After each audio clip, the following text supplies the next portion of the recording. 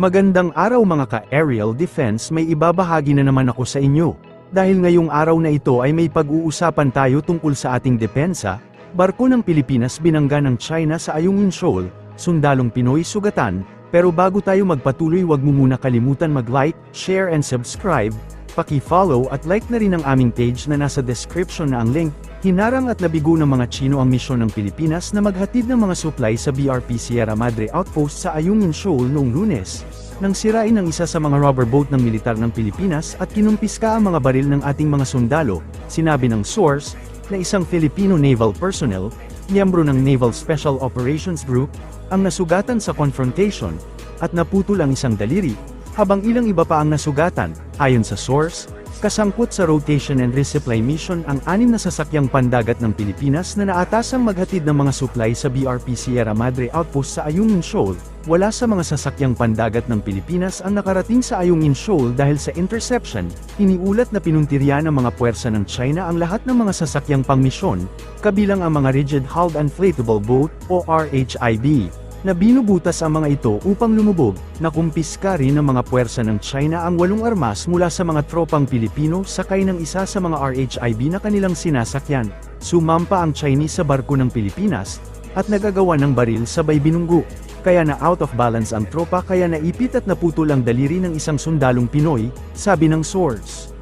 Ang isa pang sasakyang pandagat ng AFP, na tinukoy bilang main vessel, ay binangga at nahila din matapos na mapalibutan ang mga sasakyang pandagat ng China sa lahat ng panig at dinala sa malayo upang hadlangan ang mga pagsisikap sa pagsagip sa mga tropa ng Pilipinas, na secure ang lugar bandang alas 4 ng hapon, kahapon, June 17, sinabi ng source, habang bumalik ang ilang tauhan, at nanatili ang iba. Ang Department of National Defense ay hindi nagbigay ng mga detalye kung paano nangyari ang banggaan, ngunit pinuna ang bersyon ng mga kaganapan ng China bilang mapanlinlang. Naganap ang confrontation kasunod ng kamakailang pagpapatupad ng China ng isang batas na nagpapahintulot sa mga sasakyang pandagat ng CCG, na gumamit ng nakamamatay na puwersa upang igiit ang kontrol sa buong South China Sea, na inaangkin nito bilang teritoryo nito. Ang insidente kahapon sa Ayungin ay tanda ng ikatlong pagkakataon na nasugatan ang mga tauhan ng Pilipinas ng mga puwersang Tsino na humaharang sa mga misyon ng resupply sa BRP Sierra Madre.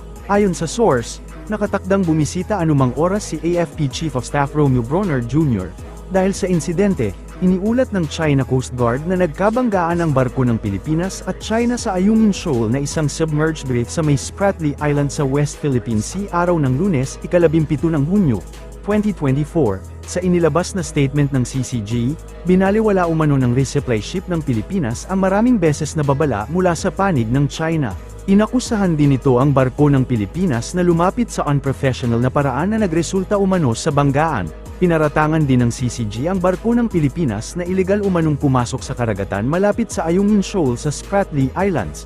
Saad pa ng CCG na nagsagawa umano ito ng control measures laban sa barko ng Pilipinas alinsunod sa batas. Sinabi ng Chinese Coast Guard na nabangga ng isang supply ship ng Pilipinas ang isa sa mga barko nito malapit sa Ayungin Shoal sa West Philippine Sea. Sinisi nito ang Pilipinas sa insidente, at sinabing ilegal ang pagpasok ng barkong Pilipino sa karagatan malapit sa Ayungin Shoal. Sinabi ni Chinese Foreign Ministry spokesperson Lin Jian, sa isang press conference na bukod sa supply ship, 2 speedboat ng Pilipinas ang sangkot din sa insidente. Iginiit ni Lin na nang walang pahintulot mula sa gobyerno ng China, ang mga sasakyang pandagat ng Pilipinas nang pumasok sa lugar. 中国海警行政执法程序规定的实施，旨在落实海警法，规范海警机构行政执法的程序，更好维护海上秩序，符合国际通行的做法。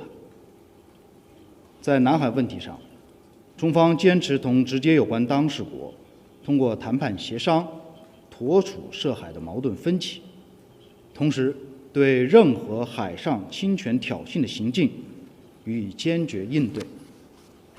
你刚才还提到了最近发生的这个情况，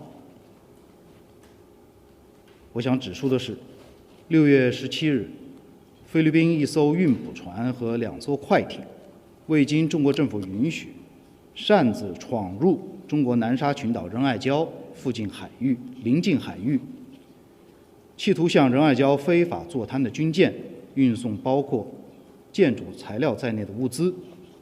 中国海警依法对非法的船只采取了必要的管制措施，现场的操作专业、克制、合理合法。Tinutulan ng Armed Forces of the Philippines ang naratibo ng China na sinisi ang panig ng Pilipinas sa nangyaring banggaan ng barko ng dalawang bansa sa resupply mission sa Ayungin Shoal sa West Philippine Sea. Hindi din kinikilala ng AFP ang misleading claims ng China kaugnay sa napaulat na banggaan. Inilabas ng AFP ang naturang pahayag matapos na iulat ng China Coast Guard ang naturang collision incident.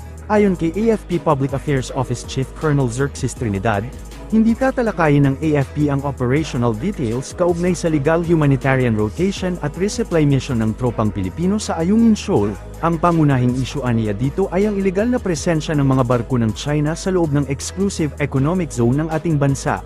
Nanindigan din ng AFP official na ang patuloy na agresibong mga aksyon ng CCG personnel ay nagpapatindi pa sa tensyon sa rehiyon. Samantala, wala pang komento sa usapin ang Malacanang maging ang Philippine Coast Guard. Tikom din ng National Task Force on the West Philippine Sea sa insidente.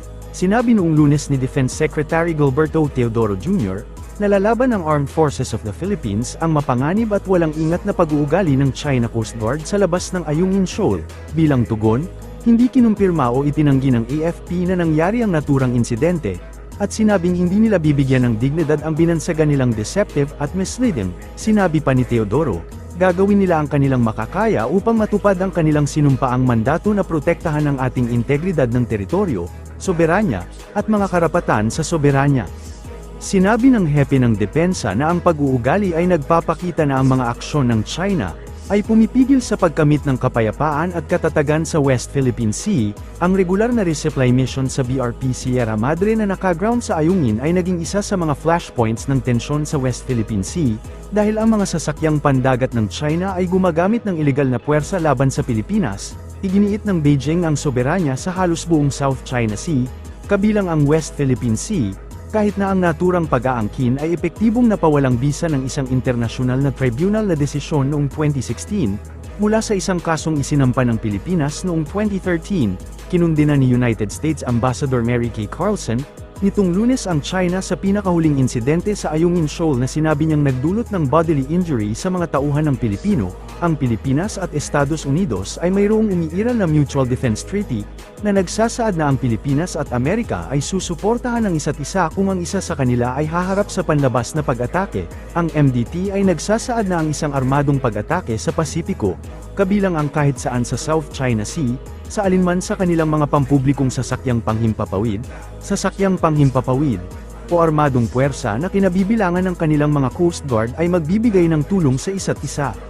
Para sa mas madaming update tungkol sa ating depensa, paki-follow at like muna ng aming page na nasa description na ang link. Huwag mo na rin kalimutan mag-like, share and subscribe.